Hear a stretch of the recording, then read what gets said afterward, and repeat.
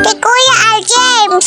Katapos pa lang po namin maligo at nag-peace na rin po kami. Hinusuklayan na po pala ni Ate Jen yung buhok ko. Sorry po kung ngayon lang po kami naka-upload ng video. Busy po kasi lagi ti ate. Habang hinihintay ko po ti ate, nagtulala muna po ako. Iniisip ko po na andito ti mama.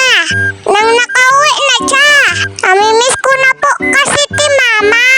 Nagmimidyas at nagsasapatos na po ti Kuya Al James. At ako naman po, tiging-tingnan ko po ti Kuya. Dalaga na po kasi ti Kuya. Ay este, binata po pala. Joke lang pa. Habang nagmimidyas at nagsasapatos po ti Kuya, magpagkwentuhan po siya kay ate.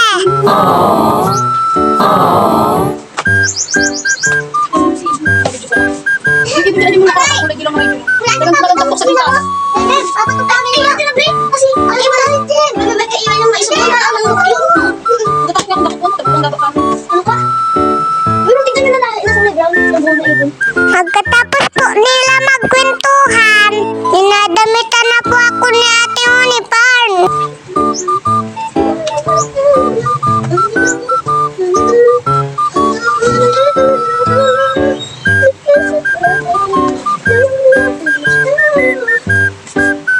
Pagkatapos po akong damitan ni Ate, pupuyuran na po ako.